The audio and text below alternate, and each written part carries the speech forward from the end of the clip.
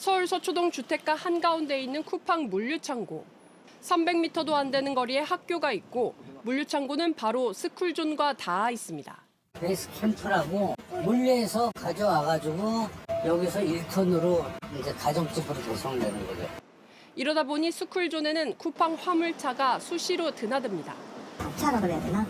한 걸음 확 나갈 때 되게 좀 위험해요. 많이 시끄럽고 밤에도 불 켜져 있고요. 왔다 갔다 하지, 사람들이. 아무래도 이제 매연 냄새가 잘 나겠지. 서울 합정동의 또 다른 쿠팡 물류창고도 주변에 중학교가 있는 주택가 한가운데에서 운영 중입니다. 여기 뭐 물류창고로 쓰이는 거예요? 그렇죠. 합정동과 요 주위에 있는 마포구 일부 이렇게 해주는 거예요. 하지만 현행법상 물류창고를 설치할 수 있는 지역은 공업이나 상업지역으로 제한됩니다. 주거지역은 대형 택배차가 자주 드나들면 안전을 위협하고 소음 등이 발생해 막아놓은 건데 쿠팡은 불법을 저지르고 있는 겁니다. 물류창고를 주거지에 설치하는 행위는 명백한 건축법, 국토계획법 위반이고 이는 주거지역에 생활하는 사람들을 보호하기 위한 법 취지에 어긋나는 행위입니다. 또 다른 편법 의혹도 있습니다. 정부는 지난해부터 작고 가벼운 화물을 주문받아 빠르게 배송하는 경우에 한해 주거지역에 주문 배송 시설을 만들 수 있도록 했습니다. 규정을 지키고 있는 한 배달 플랫폼의 주문 배송 시설을 가봤습니다. 라이더들한테 콜이 들어와요. 네. 이거 주문 번호 보고 찾아서 주소지로 갖다 주는 일을 하는 거죠. 작은 시설이다 보니 주로 오토바이만 드나드는 경우가 많습니다. 하지만 쿠팡의 주문 배송 시설은 규모가 훨씬 더 크고 트럭이 드나드는 등 확연히 다른 모습입니다. 쿠팡 전 직원은 취재진에게 쿠팡이 등록은 주문 배송 시설로 해놓고 집배송 등 일반 물류 업무를 하고 있다고 말했습니다. 결국 쿠팡의 로켓 배송이 불법과 편법 덕분에 가능한 게 아니냐는 지적이 나옵니다. 이에 대해 쿠팡 측은 임대인과 해당 사안에 대해 재검토한 후 적절한 조치를 취할 예정이라고 밝혔습니다. JTBC 정아람입니다. 쿠팡이 입점업체들에게 사실상 고리대금업을 했다는 논란이 번지고 있습니다. 돈을 빌려주는 대출 상품인데 연 최대 금리가 19%에 가깝습니다. 고리대금업자와 다를 게 뭐냐는 지탄을 받고 있습니다. 금융감독원장은 폭리, 갑질이란 표현을 쓰며 강도 높은 조사를 예고했습니다. 박준우 기자입니다. 쿠팡 파이낸셜이 입점업체에 돈을 빌려주는 판매자 성장대출이란 상품 설명서입니다. 판매자가 쿠팡에서 돈을 빌리면 나중에 쿠팡이 원리금을 떼고 매출 정산금을 주는 방식입니다. 판매자별로 매출 규모에 따라 대출 한도가 달라지는데 논란이 된 건 금리입니다. 저희 매출을 기준으로 해가지고 한도가 설정이 돼요. 10몇 프로였어요. 12%인가? 금리는 최대 연 18.9%에 달합니다. 대부업체 법정 최고금리가 20%인 점을 감안하면 별 차이가 없습니다. 지난해 10월 기준 평균금리도 연 14%로 웬만한 대부업체와 비슷합니다.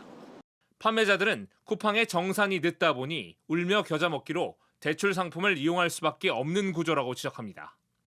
보통 판매 한 달 뒤 70%, 두 달 뒤 나머지 30%를 정산해 주는데 그 사이 판매자는 자금 부족에 시달리기 때문입니다.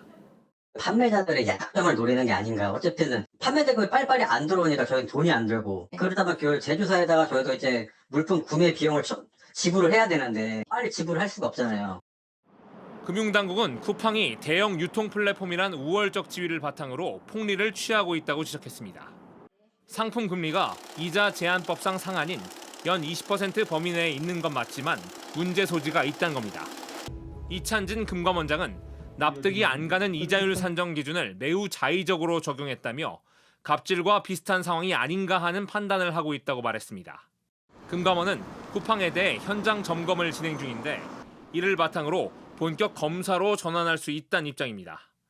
JTBC 박준우입니다.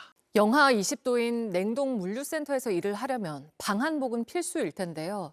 최근 한 쿠팡 물류센터에서 방한복도 없이 노동자에게 냉동 창고에서 일하라고 했다는 주장이 나왔습니다. 박현주 기자가 취재했습니다.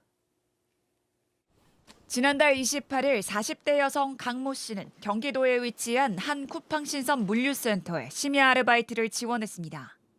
오후 9시 안전교육을 받은 뒤 냉장센터에 배치돼 상품을 포장하는 출고 업무를 맡았습니다.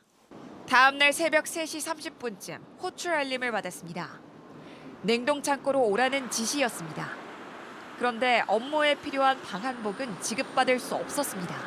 방한물품 대여 창구가 이미 운영을 마친 시간대였기 때문입니다. 복장이 후드티에 조끼 입고 있었거든요. 그래서 제가 이거밖에 입고 있지 않은데 이 냉동창고에서 근무는 조금 어려울 것 같다.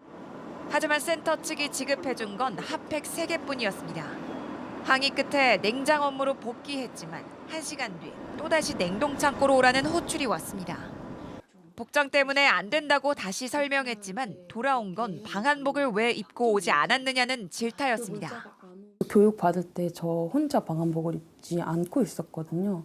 그럼 그 상태에서 관리자분이 뭐 방한복 착용을 하라든가 이런 지시가 있었어야 됐지만 영하 20도까지 내려가는 냉동창고 작업은 한랭 작업으로 분류돼 사업주에게 별도의 책임이 부여됩니다. 사업주는 반드시 냉동센터 노동자들에게 방한복과 같은 방한용품을 지급해야 합니다. 이 때문에 쿠팡 물류센터의 안전 대응이 미흡했다는 지적이 나옵니다. 회사가 필요한 인원수만큼 반출을 받아가지고 냉동창고 작업장 앞에다 구비를 해놓고 직업을 하는 방식으로 해야지 개인한테 맡기는 식으로 방식 자체는 문제가 있는 것 같아요. 쿠팡 측은 안전교육을 실시했다는 입장입니다. 고용노동부 부천지청은 사건을 접수해 작업 과정 전반에 문제가 있었는지 점검할 계획입니다. JTBC 박현주입니다.